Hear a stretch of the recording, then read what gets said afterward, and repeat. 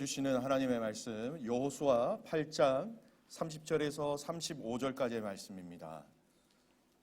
여호수아 8장 30절에서 35절까지의 말씀을 우리 한 절씩 교독하도록 하겠습니다. 30절 말씀 제가 먼저 봉독합니다.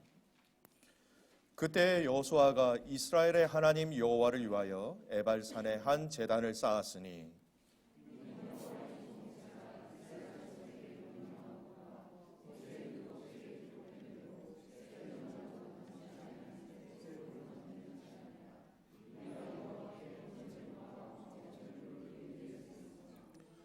여호수아가 거기서 모세가 기록한 율법을 이스라엘 자손의 목전에서 그 돌에 기록하매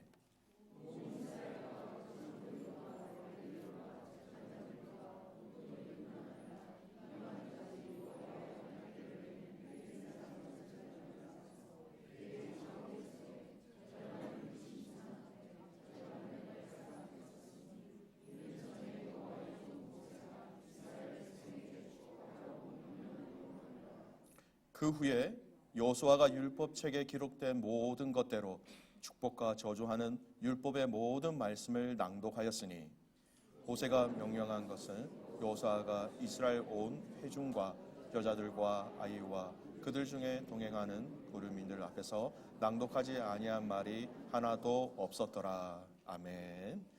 지난 한 주간 여러분 여호수아의 말씀을 생각해 보면 저는 떠오르는 장면이 하나 있었습니다. 여러분 아마 아이들 놀이공상 파크에 가면 아시는 것처럼 롤러코스터입니다. 롤러코스터를 잘 타십니까? 저는 그 타는 거 참 좋아하는데 누군지 정확하게 얘기는 안 하겠습니다. 저와 함께 집에 있는 그분은 보는 것만 해도 무섭고 떨린다라고 얘기를 합니다. 쉽지 않은 일이죠. 청룡열차, 한국의 청룡열차를 생각하시면 이 롤러코스터를 타면 정신없이 위로 올라갈 때도 있고 아래로 내려갈 때도 있고 다시 올라가고 때로는 360도를 4번 도는 것도 봤습니다. 저걸 타면 사람이 온전치 못할 것 같다라는 불안과 위기감이 보여지더라고요. 한 주간의 이스라엘 백성들의 삶을 돌아보면 그들의 삶 속에서 정말 정신 차릴 수 없는 오르막과 내리막을 경험하는 그런 한 주였다. 말씀 속에 한 주간의 이스라엘 백성들의 삶을 돌아보면 그들이 굉장히 많은 기쁨뿐만 아니라 좌절을 경험하였다라는 것을 살펴볼 수 있습니다. 여리고성의 승리를 보십시오. 어떻게 보면 최고의 승리지 않습니까? 전쟁을 했는데 그들은 그냥 순종함으로 피 흘림 없이 그 성을 차지하였습니다. 우리가 흔히 얘기하는 무혈입성이라는 것이죠. 이 땅의 방법에서는 도저히 경험할 수 없는, 상상할 수 없는 기적과 같은 방법으로 하나님은 그 전쟁의 승리를 경험하게 하셨죠. 최고로 올라가는 것입니다. 하지만 곧이어 찾아온 아이성의 전쟁의 그 패배의 소식, 최악을 경험하는 것입니다. 왜냐하면 여호수아 안에서 전쟁에 패한 이 패전은 이 아이성밖에는 없기 때문입니다. 낭떠러지로 떨어지는 그 패전 때문에 성경 말씀에 보면 여호수아가 하나님 앞에서 무릎 꿇고 엎드리면서 간구한 모습들을 보면 여호수아뿐만 아니라 이스라엘 백성들에게도 어떻게 보면 눈앞이 깜깜하게 되는 그런 절망을 경험하였던 것 같습니다. 이게 뭐지? 승리하게 해주신다고 하셨는데 도대체 이게 뭐야? 이래 하나님께서 당신께서 그 백성들 가운데 있었던 아간의 한 사람의 죄의 문제를 해결해 주셔서 그 해결하고 난 다음에는 다시 아이성을 치라고 말씀하셨고 이 아이성을 다시 하나님께서 이스라엘 백성들에게 손에 붙이셔서 그들에게 주셨다라는 것입니다. 승리하였다가 패배하였다가 다시 승리를 하게 되는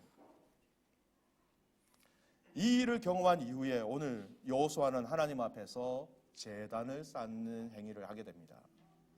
이 제단을 쌓고 백성들을 그린심산 에발산에 세워서 하나님의 축복과 하나님의 저주의 말씀을 듣게 하고 또 이것이 또 우연히 일어난 일이 아니라 여호수아가 생각한 것도 아니고 여호수아가 하고 싶어서 그 스스로가 만들어낸 것이 아니라 오늘 이 말씀은 이 행위는 모세가 죽기 전에 너희가 요단강을 건너가면은 항상 너희들이 건너가면 이것을 행하라라고 얘기한 이 모세의 부탁으로 이 일들이 진행되어졌다라는 것입니다. 오늘 읽었던 여호수아 이 8장 말씀은요, 신명기 27장 말씀을 자세히 살펴보면 모세가 이것을 어떻게 명령하였는지 오늘 이 본문의 말씀보다는 더 세밀하게, 더 자세하게 언급되어져 있습니다. 너희가 제단을 쌓고 쌓는 방법도 쇠로 이렇게 치지 아니하는, 정하지 아니하는, 치지 아니하는 그 돌로 만들어서 제단을 만들어라. 제단을 쌓는 방법, 번제와 화목제를 드리는 것, 아주 구체적인 그 방법들을 오늘 여호수아 8장의 이스라엘 백성들은 여호수아의 명령에 순종하면서 철저하게 이행을 하고 있었다라는 것입니다. 제물을 드리고 난 이후에 여러분 12지파를 또 반으로 나누었습니다. 6지파를 각각 한쪽에 두어서 한쪽은 에발산에, 한쪽은 그리스산에 세워서 하나님의 축복과 하나님의 언약을 하나하나 짚어가면서 그 모든 백성들에게 다 낭독합니다. 오늘 말씀은 안 나오지만 신명기에 나온 말씀에 보면 그렇게 낭독했을 때 이스라엘 백성들의 반응까지도 명령하셨어요. 모세를 통해서. 그 말씀을 들었을 때 너희 백성들은 아멘 아멘 할지어다. 오늘 본문은 그렇게 나와 있지는 않죠.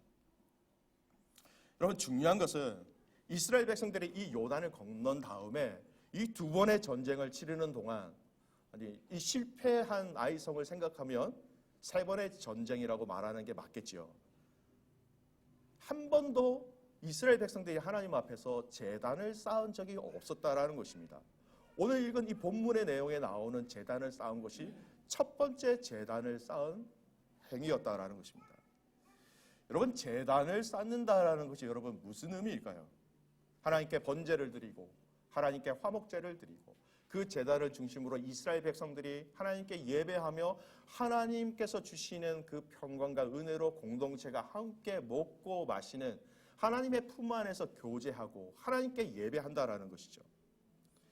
여호수아가 모세의 명령을 기억하여서 이 제단을 쌓았다라는 것, 정신없이 휘몰아쳤던 그 성공과 실패의 혼란 가운데 다시 그들이 마음을 추스리고 다시 시간을 정리하고 그런 과정 속에 제단을 쌓음으로 말미암아 이스라엘의 모든 백성들이 하나님을 예배하고 하나님을 인정하는 시간을 개인이 아니라 한 지파가 아니라 온 믿음의 공동체가 다 지키게 하였다라는 것입니다.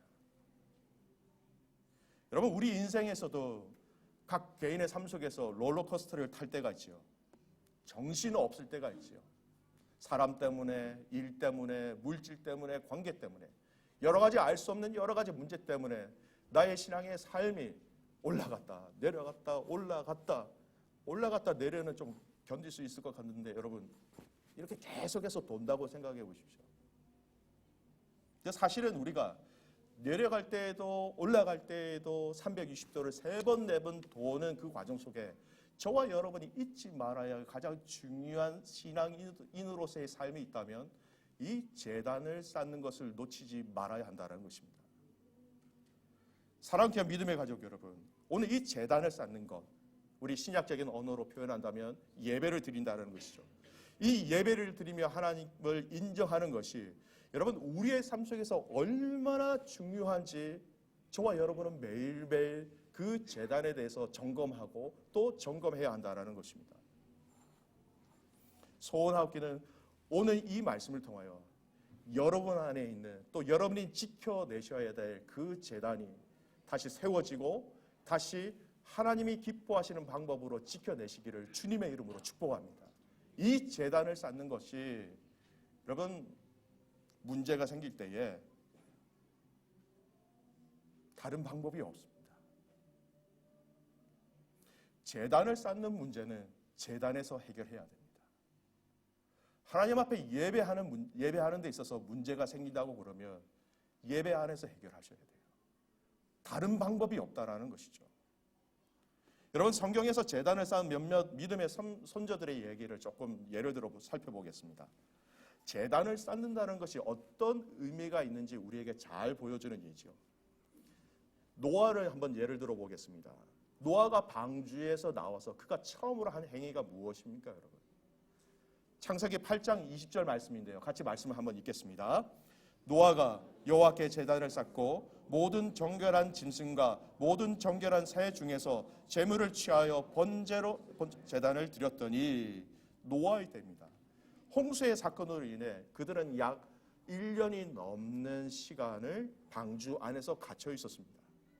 그리고 방주에서 나오자마자 그들이 가장 먼저 한 것은 그들이 하나님 앞에서 정결한 짐승들을 가지고 하나님 앞에서 제단을 쌓았다라는 것입니다. 참 의미가 있는 것 같습니다. 하나님 이 홍수 가운데 우리를 구원하여 주셔서 참 감사를 드립니다. 틀림없이 그 은혜에 대한 감사가 있었겠지요. 또 한 가지 더 살펴볼 수 있는 것은요, 그들의 환경을 바라볼 때에 그들이 앞으로 살아가야 될 환경이 녹록지 않았다라는 것입니다. 그들이 가지게 될 그 두려움에 대한 모든 그 의지를 또 하나님 앞에 맡기는 제단을 쌓는 시간이었다는 것이죠. 여러분 한번 곰곰하게 생각을 해보십시오. 그 환경을 보십시오. 코로 숨 쉬는 거는 방주 안에 있었던 거 말고는 싹 다 죽어 있었습니다. 사람도 죽었고요, 동물도 다 죽었습니다. 다 죽고 없는 그 세상입니다. 여러분 얼마나 불안하겠습니까? 얼마나 두렵겠습니까? 여러분 잠깐 영화를 이렇게 지나가다 본 적이 있는데요, 세상에 종말이 왔는데 다 죽고 없어요. 자기 혼자만 살아남아서 도시 안에서 살아가는 사람의 그 영화를 잠깐 지나가면서 본 적이 있는데 너무너무 무서울 것 같아요. 얼마나 무서울까, 얼마나 두려울까, 또 얼마나 외로울까. 노아의 가정은 그때 하나님 앞에 제단을 쌓은 것입니다. 그러자 하나님께서 그 제단을 쌓은 노아의 가정을 향하여서 너무나 중요한 메시지로 그들과 약속을 하십니다. 창세기 8장 21절 22절 말씀입니다. 같이 말씀을 읽겠습니다. 여호와께서 그 향기를 받으시고 그 중심에 이르시되 내가 다시는 사람으로 말미암아 땅을 저주하지 아니하리니 이는 사람의 마음이 계획하는 바가 어려서부터 악함이라 내가 전에 행한 것 같이 모든 생물을 다시 멸하지 아니하리니 땅에 있을 동안에는 심음과 거둠과 추위와 더위와 여름과 겨울과 낮과 밤이 쉬지 아니하리라. 그렇게 그들의 모든 감사와 두려운 마음을 이 제단을 통해서 하나님 앞에 올려드렸을 때에 하나님께서 그 가정들을 향해서, 그 가정을 향해서 뭐라고 말씀하십니까? 그 향기를 받으시고 그 제사를 받으셨다라는 거예요. 내가 다 안다. 그런데 너희들이 지금 두려워하고 있는 거 또 다시 하나님께서 물로 이 땅을 심판하시면 어떻게 하지라는 가장 근원적이고 본질적인 그 두려움에 대해서 하나님 말씀하고 계신 거예요. 내가 다시는 물로 사람들을 심판하지 아니할 것이야. 그리고 땅이 있을 동안에 심음과 거둠과 추위와 더위와 여름과 겨울과 밤과 낮이 쉬지 아니하리라. 모든 성경학자들이 이때부터 봄, 여름, 가을, 겨울이 시작되었다. 홍수 이후의 사건을 통해서 그렇게 얘기하고 있습니다.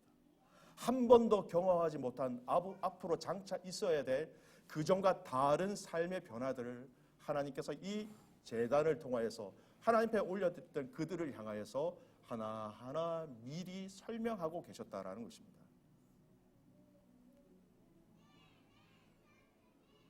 구원에 대한 감사로 제사를 드린 것뿐만 아니라 앞으로 살아가야 할 환경들을 봤을 때에 보여지는 그 막막함과 두려움과 외로움 가운데 하나님 앞에 제단을 쌓았고 그 제단을 통하여 하나님은 그들에게 그들의 두려움을 없애게 해주신 것뿐만 아니라 미래에 대한 약속도 아울러 함께 해주셨다라는 것입니다. 제단을 쌓았을 때 새로운 하나님의 언약을 경험하였다라는 것이죠. 아브라함을 한번 살펴볼까요? 창세기 12장에 보면 아브라함을 하나님께서 부르십니다. 너는 이곳을 떠나 내가 너에게 지시한 땅으로 가라라고 명령하셨지요.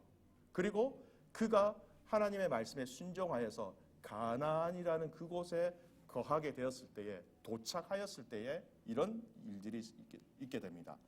12장 6절에서 7절까지 말씀 같이 한번 읽겠습니다.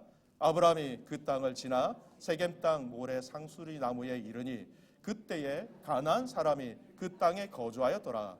여호와께서 아브라함에 나타나 이르시되 내가 이 땅을 내 자손에게 주리라 하신지라. 자기에게 나타나신 여호와께 그가 그 제단을 쌓고 가나안 땅, 그 사람들이 사는 그 땅에 거주하였더라. 지금 정복 전쟁을 하고 있는 그 땅이에요. 그 땅에 하나님의 명령으로 순종하며 왔을 때에 뭐라고 말씀하십니까? 이 땅을 내 자손에게 주리라라는 하나님의 그 언약의 말씀을 한 번 더 하실 때에 아브라함은 그곳에서 제단을 쌓았다라고 얘기하고 있습니다. 여러분, 지금 보여주신 그 땅이 여러분 현실적으로 볼 때 지금 아브라함의 땅도 아닙니다. 진짜 내 땅이 된 것도 아직 아니지요. 좀 더 생각해 보면 너의 자손들에게 후손들에게 주리라고 말씀하셨습니다. 여러분, 지금 아브라함에게 후손이 없습니다. 후손도 없는데, 그리고 내 땅도 아닌데 그냥 그 약속 하나만 믿고 하나님 앞에 제단을 쌓았다라는 것이죠. 눈앞에 가능성이 하나도 없었죠. 인간적으로 생각해 보면 하나도 일어난 일들이 없었고, 내게 후손이라도 있으면 뭔가 연결고리를 지어보겠는데 전혀 연결을 지어만한 것이 현실적으로 아무것도 없었다는 것입니다. 그러나 아브라함은 그 가운데 하나님 앞에 제단을 쌓았다는 것입니다. 그 하나님의 약속에 대한 반응을 제단을 쌓음으로 하나님 앞에 올려드렸다라는 것이죠. 사랑과 믿음의 가족 여러분, 우리가 하나님의 약속을 받는 자리도 이 제단이 되어야 되고, 하나님에 대한 약속에 대한 신뢰를 표현하는 자리도 이 제단의, 이 예배의 자리가 되어야 한다는 것입니다. 오늘 저와 여러분이 하나님의 약속을 받는 자리, 하나님의 위로를 받는 자리, 하나님의 약속을 확신하는 자리도 이 제단, 이 예배의 자리가 되기를 주님의 이름으로 축복합니다. 다른 곳에서 확인하는 것은요, 여러분 위험한 케이스가 많아요. 우리의 상황과 우리의 환경, 사람들을 통해서 우리는 하나님의 일하심을 경험하는 것입니다. 그런데 우선은 이 제단 앞에서 이 예배 가운데 하나님의 약속을 경험해야 되고, 하나님의 약속이 믿어져야 되고, 이 하나님의 약속을 믿는 고백의 자리도 이 제단의 자리, 이 예배의 자리를 넘어서서는 안 된다라는 것입니다. 먼저 있어야 될 영역이 뭐냐? 이 제단의 자리, 이 예배의 자리가 하나님의 언약을 다시 한 번 더 돌아보고 확신하며 확인하는 자리가 되어야 한다라는 것이죠. 사랑과 믿음의 가족 여러분, 하나님은 가끔씩 이 제단에서 저와 여러분을 테스트하실 때가 있어요. 무슨 말이냐? 창세기 22장 9절 말씀해 보면요, 아브라함에게 그 언약의 약속으로 주신 이삭을 모리아 산으로 데리고 가서 그를 나에게 바치라고 말씀하십니다. 그런데 그 22장 9절 말씀에 아주 중요한 의미가 있죠. 같이 한번 읽겠습니다. 하나님이 그에게 일러주신 곳에 이른지라. 이에 아브라함이 그곳에 제단을 쌓고 나무를 버려놓고 그의 아들 이삭을 결박하여 제단 나무 위에 놓고, 일려주신 그곳에 이른지라. 여러분 어디입니까? 모리아산이죠. 크게는 모리아산이지만 여러분 작게 자세히 살펴보면 그 테스트 하신 자리가 여러분 제단이었다라는 것입니다. 이 제단에서 저와 여러분을, 믿음의 사람들을 하나님은 테스트 하실 때가 많다라는 것입니다. 여러분, 그 하나님의 테스트는요, 우리를 골탕 먹이려고 하신 테스트가 아니라 우리에게 하나님의 하나님 되심을 더 많이 증거하시기 위하여서, 당신을 알려주시기 위한 축복의 방법으로서 이 제단 가운데 우리를 테스트하신다라는 거예요. 제단에서 우리의 결단을 요구하실 때도 있으십니다. 이 예배의 자리를 통해서 하나님은 우리를 훈련시키시고 우리를 점검하게 하시고 순종의 결단을 하게 하시고 하나님의 사랑을 요구하시는 그 첫 번째 자리가 어디냐? 이 제단의 자리라는 것이죠. 여러분, 마음이 무겁고 힘들고 억장이 무너지더라도 사랑하는 귀한 믿음의 가족 여러분, 오늘 저와 여러분이 지켜내야 하는 자리가 이 제단의 자리라는 것입니다. 이 예배의 자리가 되어야 한다는 것입니다. 우리가 이 예배의 자리에 오게 하는데 가장 힘들게 하는 것 중에 하나가 있습니다. 그것이 뭔지 아세요? 개인적으로는 다 다를 수 있겠지만 공통적으로 들어간 부분이 뭐냐면 감정에 대한 부분이에요. 이번 주에 저에게 무슨 일이 있었습니다. 도저히 하나님께 예배 드릴 그 마음이 안 집니다. 제 감정이 하나님 앞에 드릴 만한 그 감정이 아니라고요. 근데 여러분, 우리의 감정에 우리가 마땅히 하나님 앞에 올려드려야 할 그 예배가 드렸다 드리지 말았다, 드렸다 드리지 말았다, 이래서는 안 된다라는 것입니다. 여러분, 우리는 예배가, 하나님께 드리는 예배가 우리의 감정에 의존해서 드리면 안 된다라는 것입니다. 예배는 하나님께서 우리에게 명령하신 것이기 때문에 말씀에 순종함으로 드리는 것이지, 우리의 감정이 이렇다 저렇다 함으로 해서 예배를 드린다 드리지 않는다, 여러분, 우리의 감정에 마땅히 하나님 앞에 드려야 될 그 예배에 근거가 되지 못한다라는 것입니다. 여러분, 일반적으로 우리의 감정을 힘들게 하는 사건이 어디에서 또 누구와 제일 많이 일어나게 됩니까? 여러분, 오늘 오전에 교회를 향해서 출발하시면서 차 안에서 평안하셨습니까?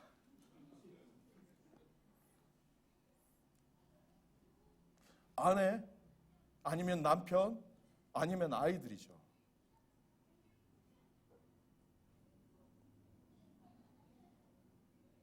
오시는 차 안에서 어떤 일이 있든지, 전날에 어떤 일들을 경험하셨는지, 가정에서 아내와 남편과 자녀들 관계 속에서 어떤 말씀을 하셨든지 간에 여러분, 이 제단을 지켜내셔야 합니다. 사단의 입장에서 보면 여러분, 이 작전이 너무나 잘 먹히고 있다라는 거예요. 내 처지가 너무 안 돼 보이고 나의 지금 하고 있는 이 상황과 환경들을 생각하면 염려와 근심과 부하가 막 치밀어 오름에도 불구하고, 그럼에도 불구하고 여러분은 하나님께 나와 이 자리를 지키셔야 한다는 것입니다. 왜냐하면요, 하나님은 우리의 그런 부족함을 다 알고 계세요. 우리의 감정으로 하나님 앞에 들어갈 때에 그 부끄러운 그 감정까지도 이미 하나님 다 알고 계신 것이죠. 우리의 연약함을 다 알고 계십니다. 하나님, 제가 하나님께 좋은 마음을 드리고 싶습니다. 하지만 지금 저의 마음이 그렇지 못해요. 그럼에도 불구하고 알고 계신 하나님, 우리의 연약함을 잘 알고 계시는 하나님이기에 그럼에도 불구하고 하나님 앞에 예배 드릴 것을 하나님은 말씀하고 계신 것이죠. 우리의 연약함을 너무나 잘 알고 계시기 때문에, 그래서 여러분, 그 연약한 마음, 내 안에 막 부하가 일어나고 막 감정적으로 너무 힘들더라도 그걸 그대로 가지고 오세요. 그리고 어떻게 하셔야 되는지 아세요? 그 감정을 그대로 하나님께 토스하셔야 돼요. 하나님, 제 속이 이렇습니다. 제 마음이 이렇습니다. 하나님 앞에 드리기에 참 부끄럽지만 제 이 마음을 좀 받아주십시오. 좀 가져가 주십시오. 마태복음 11장 28절 말씀에 보면, 수고하고 무거운 짐진 자들아 다 내게로 오라, 내가 너희를 쉬게 하리라 라고 말씀하고 계십니다. 마음이 편안하고 승리하여서 기쁨으로 충만한 살아가는 나의 자녀들아, 내게로 오라, 내가 너희를 쉬게 하리라 말씀하지 아니하셨다는 거예요. 이 말씀이 무슨 말씀이냐? 나는 너의 마음을 그대로 받을 준비가 되었다는 겁니다. 네가 속상하고 네가 감정적으로 네가 상황적으로 어떠하든 간에 나는 그 마음 다 알고 있고 나에게 그 마음을 주기만 하면,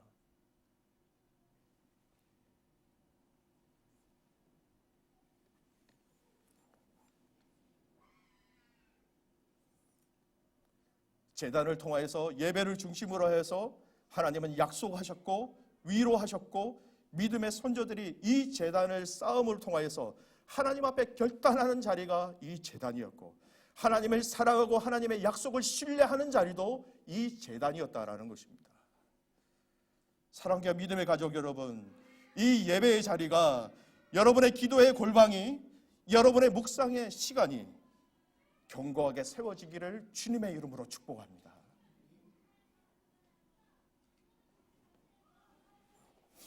두 번째, 오늘 이스라엘 백성들에게 행하신 그 행위에 대해서 좀 살펴볼 필요성이 있습니다. 언약궤를 중심으로 축복과 저주를 상징하는 앞에 서게 한 그 행동들의 의미들을 좀 살펴보아야 한다는 것입니다. 읽었던 말씀이죠. 여호수아 8장 33절 말씀을 같이 한 번 더 말씀을 읽겠습니다. 함께 합니다. 온 이스라엘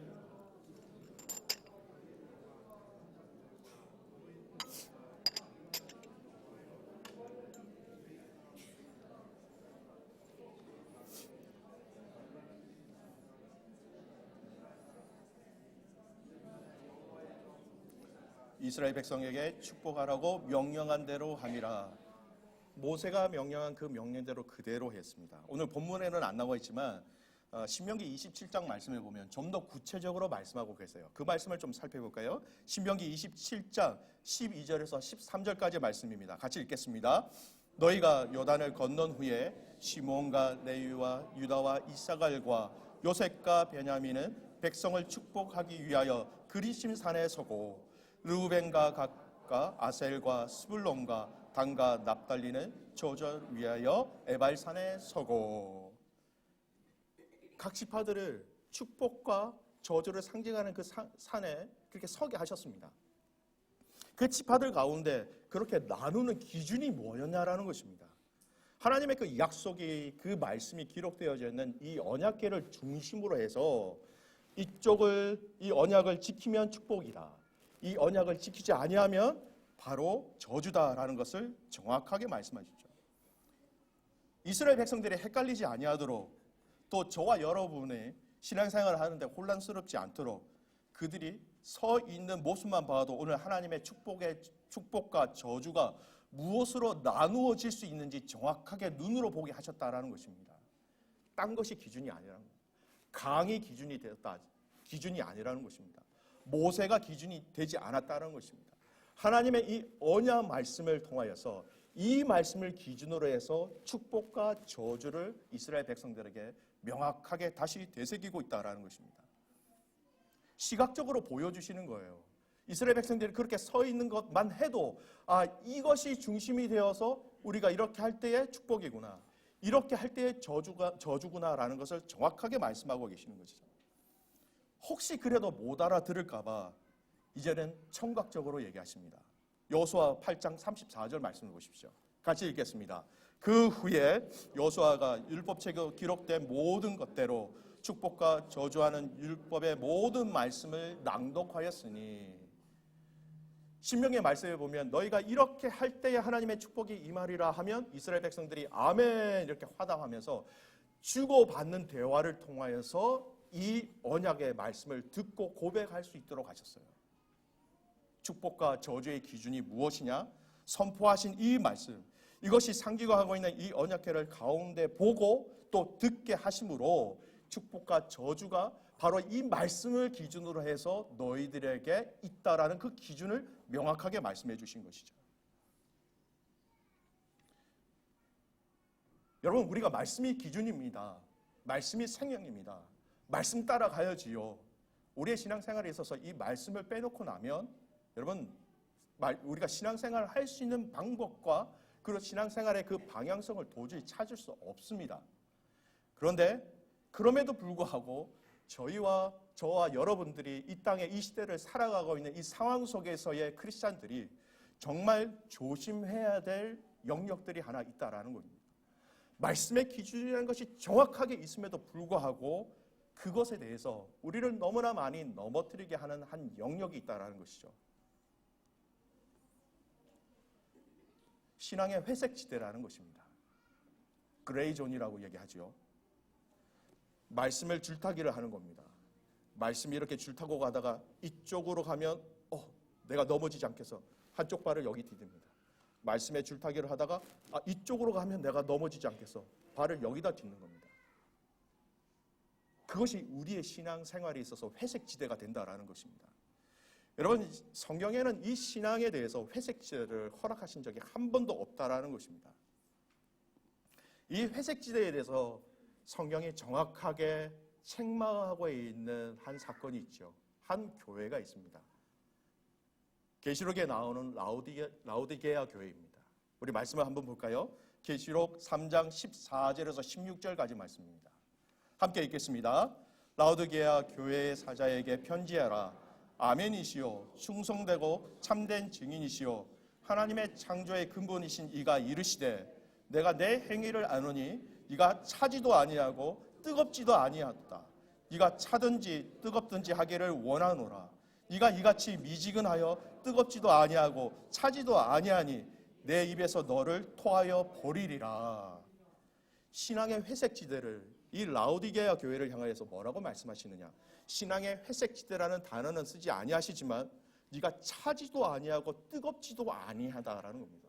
예수를 믿는 것 같은데 어떻게 보면 믿지 않는 거고, 안 믿는 것 같은데 네가 예수를 믿는다고 그러고, 이것이 믹스되어서 마치 내가 신앙인지 아닌지 나중에 시간이 흘러가면 내가 크리스찬으로서의 정체성의 그 본질까지도 다 잃어버린 채 신앙생활을 하고 있는 것.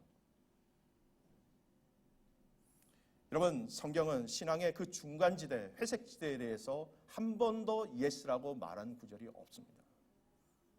많은 크리스찬들이 신앙생활을 애매모호하게 합니다. 하나님과 세상의 양다리를 거친 모양새들이 많이 있죠. 신앙 따로 삶 따로, 하나님 이것도 하고요, 저것도 하고요. 여러분, 우리가 이 신앙의 회색지대를 점검하는 방법 중에 하나가 뭔지 아십니까? 하나님의 방법으로 선택하는 데 있어서 주저하거나 시간이 걸릴 때, 내 안에 회색지대가 있었구나라는 것을 금방 발견하게 됩니다.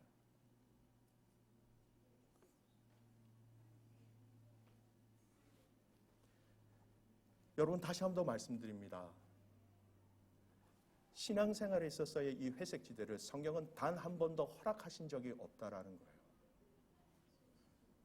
디도서 1장 16절 말씀을 우리 같이 한번 읽겠습니다. 디도서 1장 16절 말씀. 그들이 하나님을 시인하나 행위로는 부인하니 가증한 자요 못한 선한 일을 버리는 자니라. 그들이 하나님을 시인하나, 하나님을 시인한다는 거 여러분 얼마나 값진 것입니까? 예, 맞습니다. 저는 하나님을 믿습니다라는 그 시인이에요. 그런데 행위로는 부인하나, 실천적 무신론자라고 표현하시는 분도 있어요. 내가 믿는데 실전적으로는 무신론자다라는 거예요. 그들을 향해서 오늘 디도서 말씀은 뭐라고 얘기합니까? 가증한 자요, 복종하지 아니한 자요, 모든 선한 일을 버리는 자다. 예스예요, 노입니까? 아니라고 말씀하시는 거예요. 저는 이 시대의 모든 크리스찬들이 조심해야 될 영역이 뭐냐? 이 회색 지대를 통하여서 믿음의 성도들을 공격하는 이 사단의 전략에 대해서 저와 여러분은 맞서 싸워야 한다는 것입니다. 여러분, 사단이 얼마나 교만한지 아세요? 어떤 상황과 환경들을 우리에게 딱 던져줄 때에 이것이 완전히 하나님이 기뻐하지 않는 것이라는 그것으로 우리에게 다가오지 않습니다. 그런 거는 우리가 금방 눈치채니까요. 이건 죄지, 이건 아니지, 이렇게 하면 큰일 나지, 명확한 것들로 인하여서 우리를 공격하지 않아요. 어떻게 공격하느냐? 애매모호한 상황 가운데 우리 안에서 우리의 생각 안에서, 우리의 믿음 안에서 이 회색 지대를 자꾸 만들어가게 한다는 것입니다. 다른 사람들이 다 하는 건데 이 정도 했으면 됐지 이 정도 드렸으면 됐지 이 정도 헌신했으면 됐지 하나님, 그래도 제가 다른 사람들하고 비교해 볼 때 저는 그래도 양호하지요. 우리 안에 그 회색 지대가 시작하고 만들어지기 시작하면 결국은 그 회색 지대를 통해서 사단은 그 과정 속에 하나님이 기뻐하시는 그 축복의 자리로 우리의 발을 걸어가게 하는 것이 아니라 그 자리에 오랫동안 매여 살게 하든지 아니면 저주의 자리에 그냥 끌어내리는 것이 사단의 전략이라는 것입니다. 고민하게 되고 타협하게 되고 합리하게 되고, 그러다 보면 내가 회색 지대에 있다, 내 안에 회색 지대가 있다라는 것조차 깨닫지 못할 때가 너무나 많이 있다라는 것입니다. 한국의 알코올 중독 치료하는 그 프로그램을 보면 유명한 슬로건이 하나 있습니다. 한 잔이 만취다라는 겁니다. 한 잔 먹는 그 순간 가득 만취라는 거예요. 한 잔이 만취다, 이런 의미입니다. 한 잔 정도야 라고 여지를 주게 되면 그 술 한 잔이 두 잔이 되고 세 잔이 되고, 이것이 결국은 만취하는 결과를 가지게 되어서 절대 이 중독에서 빠져나올 수 없다라는 그 취지로 한 잔이 만취다라고 얘기하는 것이죠. 여러분, 사단은 처음부터 우리에게 이것이 명확한 죄다라는 방법으로 우리를 시험하지 않습니다. 회색 지대를 통하여서 한 잔 정도야, 이것쯤이야 라는 것이죠. 여러분, 이 회색 지대에 사단이 발판을 삼지 못하도록 하나님의 능력으로, 하나님이 가르쳐 주는 지혜로 이 회색지대를 없애시기를 주님의 이름으로 축복합니다. 이 회색지대의 특징이 뭔지 아십니까? 또 한 가지 특징. 나도 잘 몰라요. 오랫동안 해왔는데 자세히 살펴보니까, 하나님께서 주신 그 마음으로 살펴보니까 이게 회색지대였던 거예요. 잘 보이지 않게 한다라는 것이죠. 여러분, 지금 어느 때인데 하나님만 믿고서 살 수 있겠냐라는 생각에 결국 이스라엘 백성들이 하나님도 섬기고 바알을 섬겼다라는 것입니다. 사실은 그 바알을 숭배하는 것, 내가 나를 믿는다라는 것입니다. 그래서 내 욕망을 추구하며 바알에게 욕망을 투영한 것, 그 불가하다라는 것이죠. 종교란에는 내가 하나님을 믿는다라고 체크할 수 있을는지를 모르겠지만 실상은 그들은 탐욕의 신 그리고 바알을 믿는 것, 더 나아가서 그 바알을 통하여서 그 회색 지대의 결론을 통하여서 내가 내 삶의 주인이다라는 것을 드러내게 된다라는 것입니다. 여러분, 다시 한번 더 여러분의 신앙생활 가운데 이 회색 지대가 없기를 주님의 이름으로 축복합니다. 여러분, 이 회색 지대가 우리 안에 있으면 여러분, 거기 안에서 아무리 불러봐야 하나님이 듣지를 않으세요.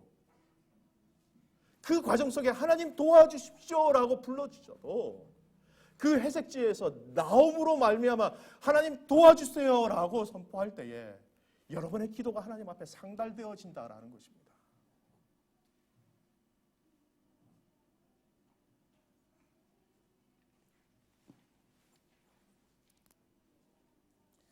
저는 마지막으로 이 회색지대의 문제와 우리의 재단에 대한 이 부분들을 오늘 성경에 나오는 이 한 인물의 사건을 통하여서 말씀의 결론을 좀 내리고 싶습니다. 여러분, 엘리야를 잘 아실 것이죠. 엘리야는요, 그 시대에 타락하고 부패한 신앙을 개혁하고자 했습니다. 그가 선택한 방법은 영적 정면 돌파였습니다. 사람들이 하나님을 섬기면서 바알도 섬기기 시작한 그 시대에 너무나 만연한 회색지대가 있었습니다. 그것이 이스라엘 백성들의 삶이었습니다. 그가 이런 상황 가운데 선택한 방법이 무엇이냐?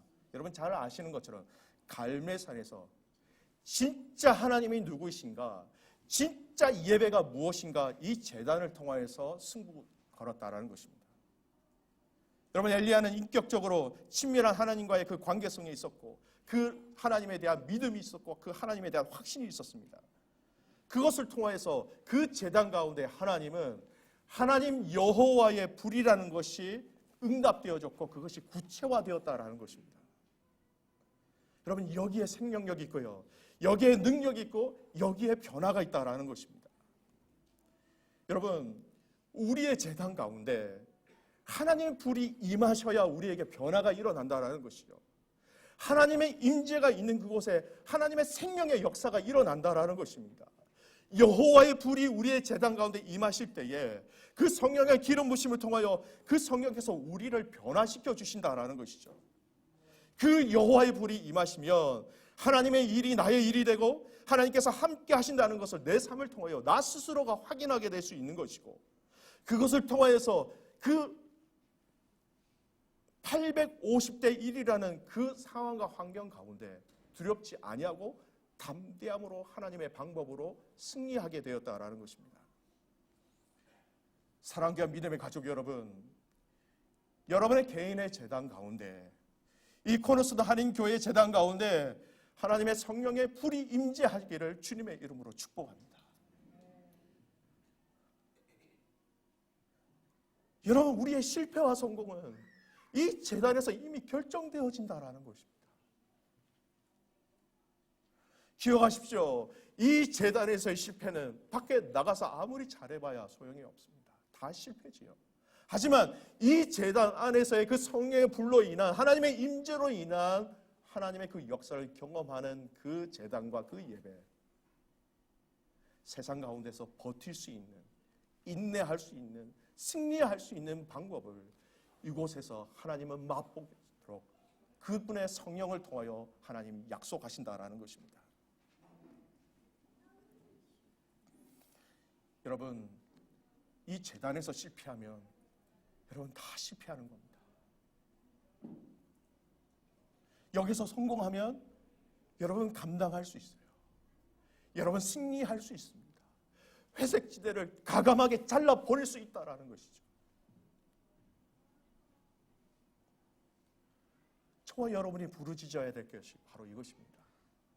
하나님, 이 제단 가운데, 나의 개인의 이 제단 가운데, 이 가정의 제단 가운데 하나님의 성령의 불을 허락하여 주십시오. 그 하나님의 성령의 불을 허락하여 주십시오. 여러분 기억하십시오. 그 성령의 불이 우리의 회색지대를 다 태워버리실 것입니다. 여러분, 어느 시대나 세상은 숫자의 논리에 빠져 있습니다. 숫자에 사로잡혀서 그 숫자 때문에 하나님의 능력을 다 상실해 버렸습니다. 여러분, 많은 수가 능력이 아닙니다. 850대 1의 전쟁을 기억하십시오. 많은 수가 능력이 아니라 한 명이 있다 할지라도 하나님이 함께 하시는 것이 진짜 능력이라는 것입니다. 많은 일이 능력이 아니라 한 가지 일을 하더라도 하나님의 능력으로 하는 그 일이 진짜 하나님의 능력이 된다는 것입니다. 여기에서 우리는 개인과 가정과 교회의 미래를 볼 수 있어야 합니다. 여러분, 엘리야의 방법을 선택하십시오. 진짜 예배를 드리십시오. 그 성령의 임재하심을, 그 하늘에서의 불을 우리에게 내려달라고 여러분 간구하셔야 됩니다. 그 임재가 있을 때에 말씀 안 하셔도 그 임재만 있으면 여러분 우리의 삶을 어떻게 하나님 앞에 올려드려야 될지, 여러분 그분의 세밀한 인도하심을, 그 임재를 통해서 우리는 경험하게 된다는 것이죠. 말씀의 결론을 맺겠습니다. 사랑과 믿음의 가족 여러분, 이 예배를 통하여서 그 하나님의 임재를 경험하는 그 예배를 통하여서 여전히 사단이 발을 디딜 틈을 주지 않도록 여러분의 모든 그 회색 지대가 태워지기를 다시 한번 더 주님의 이름으로 축복합니다. 그래서 그 말씀하신 언약을 붙잡고 가는 거예요. 그 말씀 가운데, 말씀의 원리와 방법대로 우리가 살아간다라는 것입니다.